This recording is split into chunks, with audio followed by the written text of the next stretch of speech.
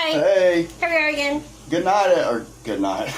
Hello, everybody. Welcome to Lost and Found Nightly Video. Hope and Recovery and everything. Don't do that. Don't do drugs. Don't do what we did, for sure. Right. We don't know what works, but we know what doesn't. So the day he got out of jail, it was like in March. Yeah. Or something. I don't know. Me and Christina were waiting I by think it was March 18th, and we got sober on March 20th. Ain't that weird? Interesting. Wow. Me and Christina were waiting by the phone for him to call to get out of jail. You know what I'm saying? To come pick him up and all this stuff. And he calls, and she's like, "I gotta put my pants on." Pacemaker's acting up. So we gotta go. Do we need to take a pause? No. Okay. And so,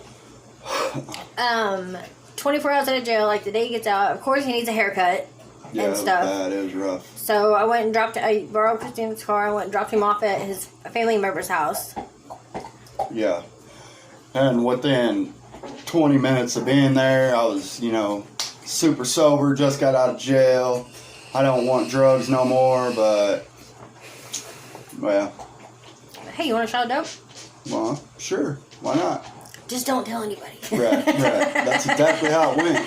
So then I got a shot of dope. The next thing you know, I'm wow. And a haircut. And it's been it's been 3.5 months since I got high, and man, that was the best shot of dope I ever done, And so I called Brandy and was like, "Hey, babe, I'm ready to come home." Yeah, so I went and picked him up, and we get back, and he's like, "So I brought something back," and so he had a rig in his sock, in his boot. To this day, I don't know how that doesn't leak out, but whatever. And so Christina's house was right here. We went, and this is at night in the rain. Yeah. We went outside next door to the church. Sat on the church steps In the dark. And, he hits me. And so we both get high. And then, we went back inside. And, poor Christina, I've already made my amends to her. We've talked about this. She was laying on the couch. We went to the bedroom and did what we do. Did what we do for like 8 hours every day. I was walking with a big pile of sheets and comforters to the washing machine every day, every morning, and she's on the couch like this. You guys really need. We really probably ought to think about getting jobs. Yeah. Now she didn't have a job either. We're all on unemployment. Right. I was getting money, but it was just funding my drug habit. Yeah. Our drug habit. Yeah, because I wasn't working. I was just being the deadbeat POS, living on the couch pretty much, We had a bedroom. We did have a bedroom, but, we walked everywhere, and we're living over off Northeast 13th and Lottie. Yeah, we walked we took her car a lot, but yeah. We walked around a lot, and we found this bag of, we didn't know what it was on the street one day. Today I think it was cocaine that had been in the weather for too long. Like some old cocaine. Yeah. And so we were like, let's see what it is. So we did it. That's just a drug addicts, what they do. They'll do anything. Yeah. People say, what's your drug of choice? And I say, what's in your pocket? Right. And it's sad. It's sad that there's a whole world like this, and there's people that are addicts that don't seek help, or they're too ashamed to come forward and say, look, I have a problem, I need help, this is killing me. Because once you stick that needle in your arm, you're okay. It takes away all your problems. Yeah. Everything is gone. It makes you feel so good. That gives you that warm, cozy, fuzzy feeling inside that you always want. As soon as you come down, all that shit's still there. And it's killing you while it's doing it. It's sad. But it's not just drug addictions. People are addicted to food, sex, clothes, whatever. And you need help for that. There's people that need to recognize this is a problem. Yeah. And it's a big problem in today's world. And what's sad is today it's getting put on the back burner because now there's other problems in the world. And a lot of this hate is fueled by these people's drug addictions, and it's really a sad world that we live in. And I can almost guarantee you there's not one sober person burning down other people's businesses. It might be. Right. I find it highly unlikely, but right. Yeah.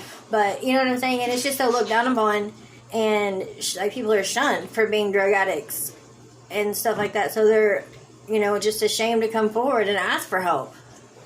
And it takes more than just like a drug. I mean, our family supports us 100% in everything we do. And so, like, if we come to our family with a problem, they're like 100% support us, you know, and they got our backs and they push us through everything. So, is what it takes is for like people that find out that their son, their daughter, their nephew, their niece, whatever, grandkids, whatever, whenever they find out about that person being an addict, they can't be like, oh no, we got to hide this and push it down in the basement. Don't let anybody know. Yeah, they got to bring that up and they got to try and find that person help. And if that person ain't ready for help, at least that seed's planted. And once the seed is planted, then we can start working on a solution for you.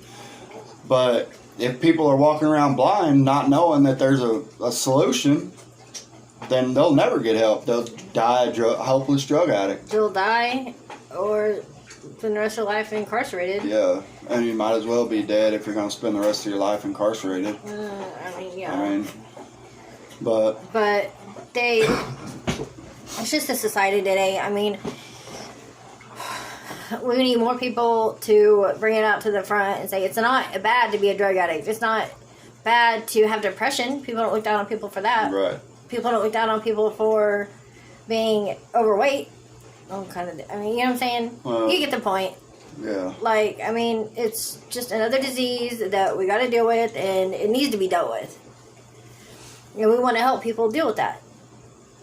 So is what we're doing these videos for is for anybody that watches this, share it. Spread the message of hope. Get it out there. There's rooms that are available for people to go and have meetings. There's hotline numbers. There's Zoom meetings right now. There's everything. You don't even have to show him person. The scariest thing I ever did in my life was walk into an AA meeting the first time. It's scary because I knew they were all going to judge me, you know, because I was used to people judging me all the time.